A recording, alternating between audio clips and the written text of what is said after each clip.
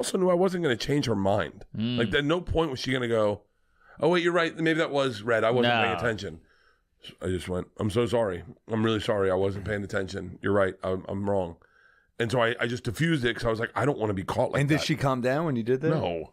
No. Actually, not at all. It got worse. And so she called me the N-word and took off. You cut off Rogan? But that's what's amazing to me is that rage. When you're in rage, that's all the Karens. Will went full Karen. Yes, he couldn't control it. Right, it's rage, man, and rage is like okay. Let's talk about the feelings, the best feelings in the world. Full rage when you're shaking.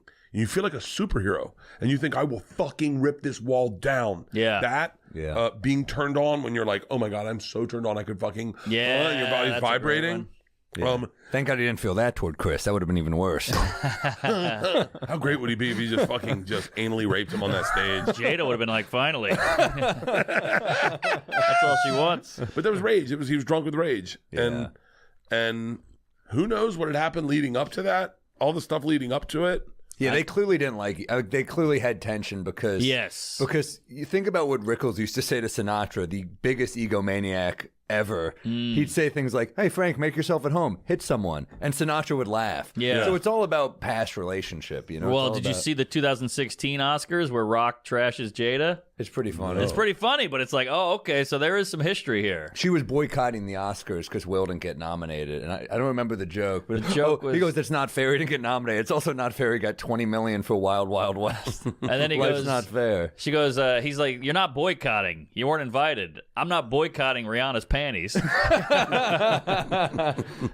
an edgy joke for the Oscars. I know. Like, that's one you probably can't get away with these days. No, it was a different time. Just 2016 to now is vastly different with jokes. Ricky Gervais is the best. Yeah. He put out an alopecia joke. Did you see that? No. Yeah. What did he say? He just had a clip from him on The Office or whatever, one of his shows, and he did an alopecia joke, and he just posted it. He is so good. It's also unfortunate she has alopecia, but it's not like, It's not that. It's not cancer. She's also got great head shape privilege. There's some people that yes, go bald and good then have point. like dents, and it looks like their head was beaten in with a shovel, and you have to live like that. Jeff Ross, for example. Joking Jeff. But that's not, I don't know. Well, it's got to be weird. I mean, like, I'm trying to be empathetic to alopecia. Yeah. But, like, it's got to be weird to have, like, so when you have, she has alopecia, she has no hair anywhere on her body? No. It hits you in certain areas. Yeah. Oh, so it's just thinning. Yeah. And she shaves it. It falls out. Oh, yeah. okay. So it could come back. She's brought so much awareness to alopecia. I know. It's huge for them. Yeah. But it's not like there's an alopecia group somewhere. We're acting like it's fucking... There's got to be. Yeah, no, there definitely is. What are you talking about? You think there's groups with alopecia? Sure, like yeah. marching and shit? I don't know if they're marching, but maybe they're meeting. What are they meeting about? You lost your hair? Me too. I'll see you later. Type in, there's someone Google alopecia foundation. Is there a support? There's got to be. Oh, you think? Hold on. There's one for everything. What if this That's is true. Alopecia Awareness Month? Oh, that would be perfect. National Alopecia Aretha Foundation based in San Rafael. Cure and treatment of alopecia aretha. Oh, get out of here. It was founded in 1981. That's kind of late. That's pretty old. Yeah. Wow, Miss California had it, huh? Jeez. All right. See, you can still prosper. I have alopecia. I do. I get it in my beard. Like, oh, really? Yeah, but it comes laughed and goes. at you. That was... yeah, exactly. I thought it was a joke. We're really just getting little fuzzy on the medical condition. I mean, that should be reserved for big shit. Yeah. Medical condition. Like, all right, well, everything's a medical condition. Impotency is a medical condition, is it not? Yeah. Oh, what if that was the joke he slapped him for? Oh. He's like, Will can't get his dick up, and he just got up and walked up and slapped him. You're like, oh, I guess that's real. Here's what I think. I think he's been kind of cucked for a while. Everybody's been making fun of him. Your wife's fucking all these dudes, and he can't hit her. So when Chris Rock says something, he's like, I'll channel it all to this. Yeah. Because I'm already kind of getting made fun of. That's got to be tough to have all that he has, and then publicly you have to deal with that. Because I'm gonna be really honest. I'm not a fan of that. I don't like. This is what's tough for me, and I've talked about this on Two Bears a lot. I'm a fucking Will Smith ride or die.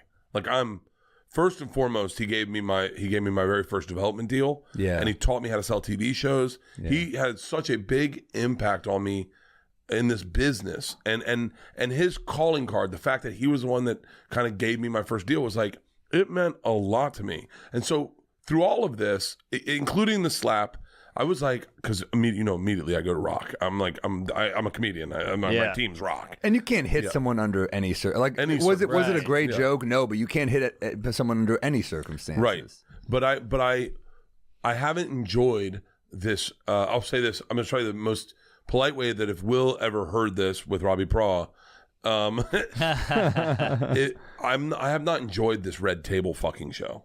I think it's what is it? Are you being serious? Yeah. It is the fucking worst goddamn show. I fucking hate it because it's basically Jada's table where she kind of has they talk their family stuff out.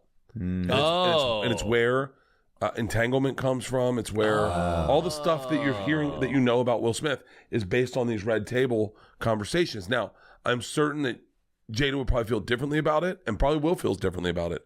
I will say publicly, as a fan of Will, a ride or die for Will Smith, I have not enjoyed it. I also didn't enjoy Aunt Viv coming after Will. Do you remember that? Yeah, I remember that. I didn't like that. Well, she was like a Juilliard actress who was kind of like, I should be the star, and it's like, I don't think you've seen the show. It's the Fresh Prince, not the aunt. And the fact that she's holding on to a grudge 40 years later, right, and still wants to dress him down. Yes. And I'm like, I want to say, ma'am, do you not? I understand that your path in Hollywood must have been very tough, being a black actress in the fucking 70s and 80s. However, you have been in this business long enough to understand that he is a rising star, and the world fucks them up, and they do fucked up things because they don't really have any boundaries. And what he did wasn't horrible. Yeah. But you were difficult also. You have to realize your account. I didn't like that. I didn't like that. I don't like the Red Table. And I don't like what's happening with Will. I didn't like that he had a fucking YouTube channel. I don't like any of that shit. Because it's fun when celebrities are like Nicholson and they have a little more mystique. Yes. Yeah. And it's hard. I mean, it's probably harder and harder to do that because when you see an actor's not on Instagram, you're shocked, right? You're like, oh, wow, good for you. Yeah. Yeah. Timothy Chalamet has no social media, and I'm like, good for you. And he's young. Because he's got to put on a mask. And we got to believe it. Yeah. And I'll tell you right now, this is what bummed me out the most is my two thoughts, right? These are my two thoughts when I saw that slap. Number one is I identify with Chris Rock getting slapped. I identify with that. I am that person. I have been slapped for a joke. I have been slapped in high school a couple times, punched a couple times, and I got beat up one time. Yeah. For jokes before I was a professional comedian. Yeah. That's how that works. I understand the streets have their justice. Sure. Keep my name. I get it. But the second he got slapped, the look on his face as he tried to read the documentary, I was like, I'm that guy. That's me. That's me. In this whole scenario, that's who I identify with. I'm that person. We all identify with a comic. Totally. I remember I got punched in the face once. I was insulting a woman. I was talking to a girl at a bar many years ago. I was in my early 20s on the road, and I was talking to a girl, and her friend kept leaning in and being like, not interested, everything, like, just kept insulting me. And finally I said, like, get some more Botox, you lizard. Like, just instinct drunk.